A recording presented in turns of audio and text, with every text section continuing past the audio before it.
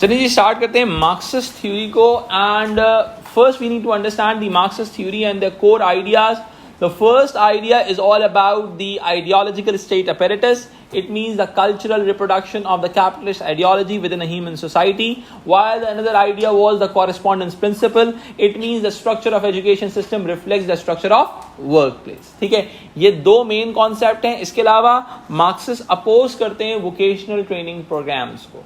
वोकेशनलिज्म को अपोज इसलिए करते हैं कि वोकेशनलिज्म दरअसल एक्चुअल में टेक्निकल वर्कफोर्स तैयार कर रहा होता है. किसके लिए? कैपिटलिस्ट के लिए. यानी कि the whole system of vocationalism supports the idea of capitalism. यानी कि आप अनइंटेंशनली इस चीज के लिए अपने आप को रेडी कर रहे होते हो कि भाई मैं जो हूं क्या करूंगा. बहुत ही सिंपल सी बात है, कैपिटलिस्ट एक वर्कशॉप लगाएगा और उस वर्कशॉप में मैं आ जाके काम करूंगा. एम आई राइट? तो एक्चुअल में जो चीजें कैपिटलिज्म को फ्लरिश करेंगी उन तमाम चीजों को मार्क्सिस्ट अपोज करेंगे. यहां तक बात समझ में आती है? ठीक है, अब मैं इस बात को आगे लेके चलता हूं. Marxist position about the ruling class was they have the power to control the working class, not with the force but with the ideas. देखो ये बात बहुत इंपॉर्टेंट है कि वर्किंग क्लास जो होती है वो अपने लोगों को किस तरह से कंट्रोल करती है. वो अपने लोगों को कंट्रोल इस तरह से करती है, अपने आइडियाज़ के थ्रू कंट्रोल करती है. ठीक है, यानी कि रूलिंग क्लास क्या करती है? अपने आइडियाज़ के थ्रू लोगों को एक तरह से एक्सेप्टेंस बिल्ड करती है उनके दरमियान. These ideas justify their dominant position and conceal the true source of their power along with the exploitation of the subject class. यानी कि वर्किंग क्लास भी सब्जेक्ट क्लास है, वो एक्सप्लॉयट हो रही है. Marxism is a believe that capitalism allow the owners of capital, the ruling class or bosses to exploit the workers, and this cause conflict between the two classes, जो हमने पहले भी discuss किया हुआ है कि भाई एक्चुअल में ये जो राइट टू एक्सप्लॉइट है, अब मेरी बात समझिएगा, द राइट टू एक्सप्लॉइट जो है वो आपको एजुकेशन सिस्टम प्रोवाइड करता है. राइट टू एक्सप्लॉइट का मतलब है कि एजुकेशन सिस्टम आपका दिमाग बना देता है कि once you will go to the work place you will get exploited और आपने कुछ क्वेश्चन नहीं करना है उस चीज को. ठीक है, in Marx's views, this ruling class ideology is far more effective in controlling the subject classes than physical force. यानी कि किसी भी चीज़, इस चीज़ को कंट्रोल करने के अंदर क्या चीज़ है, आपको जो रूलिंग क्लास की आइडियोलॉजी है वो बहुत वाइटर रोल प्ले करती है. In Marx views the ruling class ideology is far more effective in controlling the subject classes than physical force. ठीक है, जिसको आप सब्जेक्ट क्लासेस को वर्किंग क्लास ही कहा जाता है actually, as it is hidden from the consciousness of the subject classes. ठीक है, this is known as false consciousness. One example Marxists might use is the role of meritocracy in education to control the working class by getting the working classes used to being rewarded for being good and doing as you are told. यानी कि अगर आप वही चीज़ करोगे, reward mechanism बताया जाता है, यानी कि अगर आप वही चीज़ करोगे जो आपको बताई जा रही है तो यू विल गेट रिवॉर्डेड. आपको सिस्टम आपको सपोर्ट करेगा. यहाँ तक बात समझ में आती है? ये बेसिक कॉन्सेप्ट था जिसको हमने डेवलप किया. अच्छा, अब होता क्या है, जब हम इस चीज़ को थोड़ा सा आगे लेके चलते हैं तो सबसे पहले जो बात समझ में आती है वो ये आती है, सबसे पहले आता है लुई अल्थूसर. बहुत इंपॉर्टेंट थ्योरिस्ट है, आइडियोलॉजिकल स्टेट अपरेटस वाली थ्योरी जो इन्होंने दी थी. Louis Althusser argues that the main role of education in a capitalist society was the reproduction of an efficient and obedient workforce. Obedient workforce क्या होती है? जो question नहीं करती, जो accept करती है authority को. Education system उसी obedient workforce को तैयार करता है. This is achieved through schools. अब schools क्या कर रहे हैं? Transmitting the ideology that capitalism is just and reasonable. School teaches you to compete with your fellow peoples by trying to do better than them. यानी कि आप क्या हुआ, कैपिटलिस्ट आइडियोलॉजी क्या हो रही है, फ्लरिश कराई जा रही है. ठीक है, स्कूल्स के बारे में बताया जा रहा है कि स्कूल्स जो हैं वो जस्टिस पर बेस करते हैं और रीजनेबल हैं, वो जो कह रहे हैं बिल्कुल ठीक कह रहे हैं. ठीक है, train future workers to become submissive to authority. यानी सबमिसिव टू अथॉरिटी का मतलब क्या है कि आपने अथॉरिटी को एक्सेप्ट करना है. समझ में आई बात? एक्चुअली देखो, मैंने क्या कहा था आप लोगों को लास्ट क्लास में भी समझाया था कि आइडियोलॉजी आपको सर झुकाने पर मजबूर कर देती है. आपको बताया जाता है this is an actual power structure, accepted. सही है. अल्थूसर आर्ग्यूड दैट, अच्छा सबमिसिव टू अथॉरिटी मैंने समझा दिया. School teachers you to accept as normal as you are told this way when your boss orders you to what to do. It seems perfectly normal. ठीक है.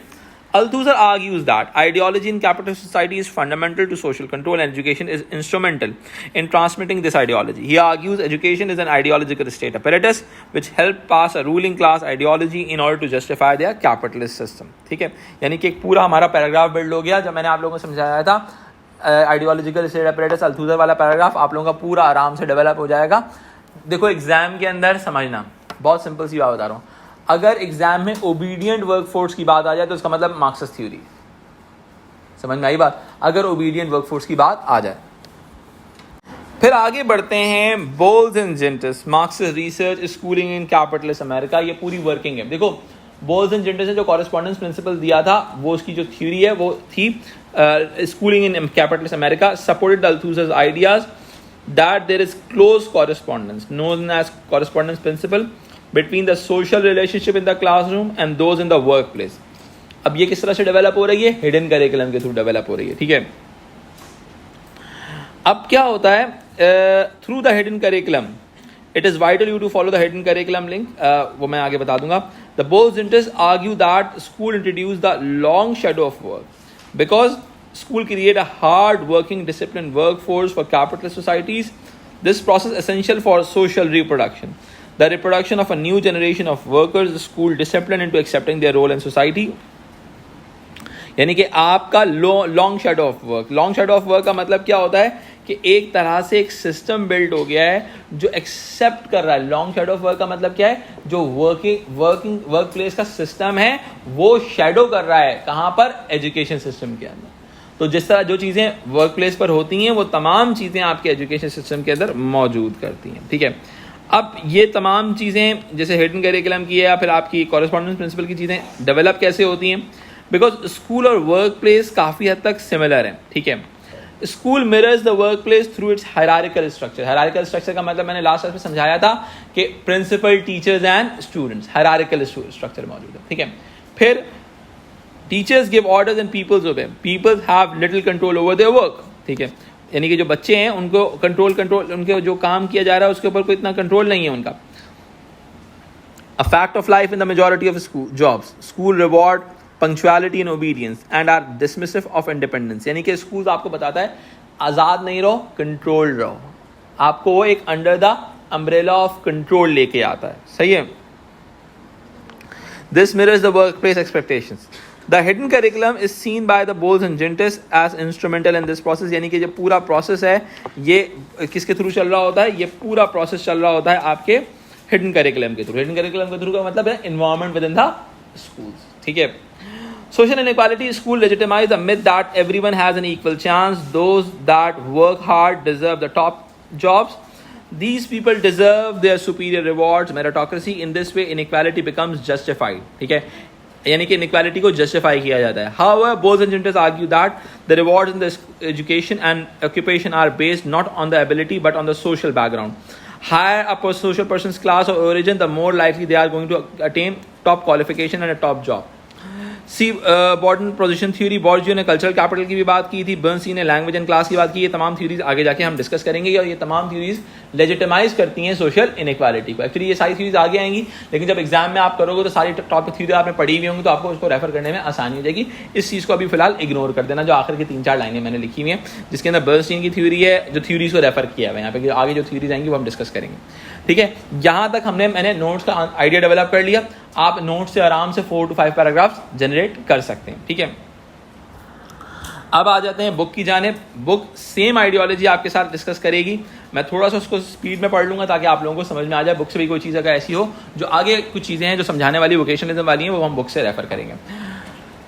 Balls and Gintis argue that the structure and organization of the workplace is copied in the organization of schools. Workplace inequalities are reflected and reproduced through the education system in ways that school discipline students to the demand of the work and crucial ingredient of the job advocacy. This involves behavior such as regular attendance and control of personal time and space, where students should be and when they should be there. The school relationship within the schools copy the relationship found at work. There is, for example, a structure within the school similar to the workplace. Just as workers have no control over the ownership of the things they produce, so that to the students, without control in the education system, they have no control over the educational process, content of the education and teaching and learning process. यानी कि जो भी चीज़ आपको मिल रही है, you need to accept it as it is. यानी कि the education system is going to reproduce the element within you के यार accept the authority. For Bose-Gentis, correspondence principle is maintained all levels of the education system, usually through the streaming, setting and bending. ये समझाने वाली चीज़ है असल में. देखो schooling system, मैंने आप लोगों को लास्ट क्लास में फ्रेगमेंटेशन ऑफ सब्जेक्ट पढ़ाया था. सही है. फ्रेगमेंटेशन ऑफ सब्जेक्ट का मतलब है कि हर बंदा डिफरेंट सब्जेक्ट पढ़ रहा होता है, वर्क प्लेस पे भी डिफरेंट रोल परफॉर्म करेगा, and no one know the whole production process.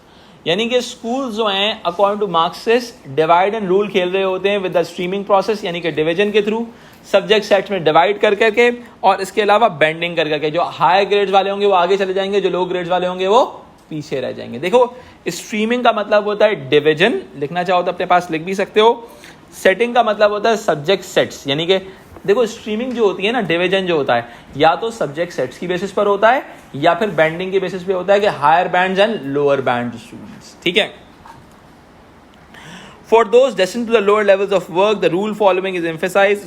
Students are given little responsibility and made do simple and repetitive task. School बच्चों से ऐसे काम करवाए जाते हैं जो कि एक सिंपल टास्क होता है. एक्चुअली एजुकेशन सिस्टम आपको इम्यून करता है कि जो आपको बोला जा रहा है आपने वही चीज़ एक्सेप्ट करनी है. ठीक है. अब देखो यहाँ पर इसने बड़ा अच्छी एग्जांपल दिया बोस-जेंटिस की, आप इसको भी अलग से पैराग्राफ में बिल्ड कर सकते हो. अब देखो कॉरेस्पॉन्डेंस प्रिंसिपल क्या करता है, मैंने क्या कहा था, मैंने आप लोगों को ट्राइपाइड सिस्टम पढ़ाते हुए भी समझाया था कि डिफरेंट लेवल्स ऑफ जॉब्स होती हैं. क्या होती हैं बेटा? Different levels of jobs. अब क्या होता है, for those destined to the lower levels of work, rule following is emphasised. यानी कि जो कहा जा रहा है मान लो फॉरन. ठीक है. Students are given little responsibility and made to do simple repetitive task. यानी कि एक छोटा सा काम है, बहुत बार करवाया जा रहा है. लेट्स सपोज भाई आर्मी के अंदर जो सेलर्स होते हैं या फिर जो नॉर्मल सिपाहीज होते हैं, जो आपके नॉर्मल सोल्जर्स होते हैं, उनके बूट कैंप्स होते हैं, उनकी कोई ट्रेनिंग नहीं होती है ऐसी. बूट कैंप का मतलब है उनसे एक रिपीटेटिव टास्क, उनका दिमाग सुन कर देते हैं. एक्सेप्ट द अथॉरिटी, बॉस जो बोलेगा, कमांडर जो बोलेगा आपने वो करना है. समझ रहे हो मेरी बात? Because they are plan, they are train for the lower levels of jobs. समझ में आई बात? ठीक है. Afterwards, for those destined for the middle levels of work, reliability and some ability to work independently is emphasized. Like officers हैं, officers को जब train किया जाता है तो उनको कैसे ट्रेन किया जाता है कि आपने इंडिपेंडेंटली एक्शंस लेने. यंग बॉयज़ एंड गर्ल्स होती हैं जो ऑफिसर बन रहे होते हैं, तो उनको एक मिडिल टियर के लिए ट्रेन किया जा रहा होता है. फिर इसके अलावा फिर आपके पास थर्ड होती हैं कौन से, जो टॉप लेवल एग्जीक्यूटिव्स होते हैं. सही है. टॉप लेवल एग्जीक्यूटिव का सीन क्या होता है, उनको ट्रेन किया जाता है. अब जो जब कोई ब्रिगेडियर बनता है ना, जैसे पाकिस्तान के अंदर सिर्फ दो कर्नल जो होते हैं हर साल ब्रिगेडियर बनते हैं, उनको वॉर कॉलेज भेजा जाता है, अमेरिका या फिर यूके भेजा जाता है. ठीक है. जहाँ पर वो एग्जीक्यूटिव लेवल, स्ट्रैटेजिक लेवल की ट्रेनिंग लेते हैं. समझ आई बात? तो आप एक्चुअली एजुकेशन सिस्टम के through different levels of workers तैयार कर रहे हो. ठीक है. यानी कि हर लेवल ऑफ वर्कर का काम डिफरेंट है. समझ रहे हो? अब हम इस चीज़ को थोड़ा सा आगे लेके चलते हैं. Education as a instrument of ideological control and cultural reproduction. Simple सी वही वाली बात है, ISA वाली बात है. सही है. यानी कि relationship between education and economy therefore is based around the cultural reproduction, the means through which higher social classes reproduce their economic domination through generation to generation. अब यहाँ पर क्या आता है, बॉर्जियो की अप्रोच आती है, मेरिटोक्रेसी इज अ मिथ. ये बहुत इंपॉर्टेंट है. अब बॉर्जियो क्या कहते हैं, meritocracy is a myth. The education system works in the favour of ruling class in various ways. Some involve ability to pay exclusive form of education such as private schooling. यानी कि upper class का बच्चा private schooling करेगा, better education हासिल करेगा, उसके आगे बढ़ने के चांसेस ज़्यादा होंगे. और ये तमाम पूरा सिस्टम जो होता है वो आपको दिखाया जा रहा होता है इक्वालिटी बेस है. सही है. But meritocracy is a myth according to the Bourdieu. यानी कि एक मिथ है, ये एक अजम्पशन है. लोगों को लगता है ऐसा है लेकिन ऐसा नहीं है. Where children is different abilities are taught separately, meritocracy is however justifying myth for the Bourdieu. यानी कि Bourdieu के लिए एक myth है. The education system has the appearance of fairness, equality and merit, legitimizing the ways the things are, when in fact it is the opposite, unfair, unequal, without merit. ठीक है. ये कौन कह रहा है? आपका Bourdieu कहता है कि दिखने में तो आपको सब कुछ बराबर लग रहा होता है लेकिन ऐसा बराबर नहीं होता. The formal curriculum plays an important role in cultural reproduction because it allows children to different classes to be separated into different employment streams at an early age. In this way, the cultural reproduction is disguised as a consequence of the choices children make and their differing levels of ability or aptitude. For all schools are an ideological state apparatus, यानी कि schools जो हैं ISA का काम कर रहे हैं. That involves social learning. Teachers transform people consciousness by encouraging them to accept not just the realities of life, that the workplace is unequal, but they also their likely future positions. In this respect, vocational education within the schools has two main advantages of the ruling elites. It eliminates the working class students as comparators of a higher levels of occupation. देखो, अब सवाल ये उठता है कि जो Marxist हैं वो वोकेशनलिज्म को अपोज क्यों करते हैं. यहाँ पर आर्गुमेंट नजर आते हैं कि दो तरीके की वजह से करते हैं. पहली वजह क्या है कि अगर बहुत सारे बच्चे वोकेशनल एजुकेशन में चले जाते हैं तो उससे होता क्या है कि competition for the upper positions कम हो गया. समझ में आ गई बात. दूसरा क्या है, it gives the appearance of being chosen by the working class either through choice or become they have failed each required level of academic achievement. यानी कि अब होता क्या है, लोगों को लगता है कि हमने अपनी खुद से चॉइस की है, हमने खुद चूज किया ये चीज़, जबकि सोसाइटी ने उनको एक प्रेशराइज किया होता है कि you can do this thing. ताकि उसमें एडवांटेज ये होता है वोकेशनल एजुकेशन में, मैंने पहले भी डिस्कस किया था, आपकी अर्निंग बहुत जल्दी शुरू हो जाती है. तो वर्किंग क्लास से ज़्यादातर लोग जो होता है वो वोकेशनल एजुकेशन की तरफ चले जाते हैं. ठीक है जी. अच्छा जी, अब आगे बढ़ते हैं. चलिए जी, अब वोकेशनलिज्म के हवाले से जो बुक कह रही है जरा सा देख लेते हैं. बेट्स एंड राइसब्रो का जो आर्गुमेंट है, argued that a significant feature of the contemporary forms of vocational education in the UK, sometimes called as new vocationalism, is that most white middle class students follow the academic route into the profession employment, while the white and black working class students are encouraged along the vocational route to lower paid and lower status work. अब ये जो argument है ये क्या कह रहा है समझिएगा. एक्चुअली एजुकेशन सिस्टम यहाँ पे एक बारीकी सी चीज आपने नोटिस की होगी, व्हाइट एंड ब्लैक का डिफरेंशिएशन. यानी कि मिडिल क्लास के वाइट लोग हैं जो कि रूट कर रहे हैं, एकेडमिक रूट ऑप्ट कर रहे हैं, जिसके बाद वो प्रोफेशनल एम्प्लॉयमेंट के लिए एलिजिबल हो जाते हैं. दूसरे हेड के ऊपर white and black working class के बच्चे हैं जो कि वोकेशनल रूट ऑप्ट करते हैं. वोकेशनल रूट का मतलब क्या होता है, वो टेक्निकल वर्कफोर्स का पार्ट बनते हैं. टेक्निकल वर्कफोर्स का मतलब मैकेनिक बन गए, इलेक्ट्रिशियन बन गए, प्लम्बर बन गए, जिसके बाद वो लोअर स्टेटस जॉब करते हैं. ठीक है. Marxists have generally been critical of both vocational education system and work-based training schemes. For Bates and Riseborough, the new vocationalism is all about social control. It takes potentially difficult, unemployed youth off the streets and subjects them to the workplace discipline. यानी कि जो street के ऊपर normal वो youth घूम रही होती है, इसको वोकेशनल ट्रेनिंग दे दें, जिसके बाद ये वर्क प्लेस पे किसी ना किसी काम के काबिल हो जाती है.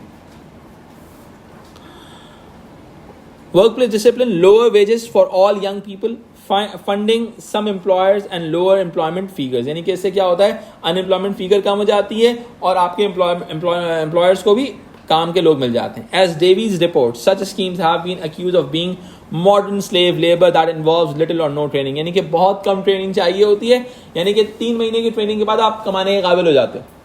सही है. जिससे क्या होगा, अनएम्प्लॉयमेंट की फिगर कम होगी और ऑटोमेटिकली क्या होगा, कैपिटलिस्ट को काम करने वाले गधे थोड़े से मिल जाएंगे, अवेलेबल हो जाएंगे मार्केट में. Several criticisms have been made of Marxist views about the education. यहाँ से evaluation start होती है. Contributes to the maintenance of the capitalist economic system. Young, for example, has called this approach left functionalism. The idea that education system functions to meet the needs of the ruling class. Marxists have also been criticized of seeing working class students as passive for the making assumption that everything that is taught in the school is necessarily learned. Various study of the working class students in the UK showed that they were not passive. They strongly resisted attempts by teachers to make them conform to school rules. अब यहाँ पर क्या ये evaluation वाला argument है जिसके अंदर कहते हैं कि भाई बहुत सिंपल सी बात है. एवेल्युएशन का आर्गुमेंट क्या है, वो ये कह रहा है कि भाई बच्चे आज की सोसाइटी के अंदर, आज के एजुकेशन सिस्टम के अंदर लोगों को ऑटोनॉमी होती है, आज़ादी होती है अपनी चीज़ों को ऑप्ट करने की.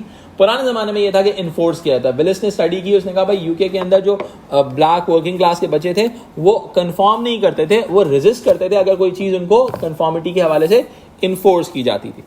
He argued that the Marxist approaches tend to reject all forms of vocational education because they encourage class-based cultural reproduction.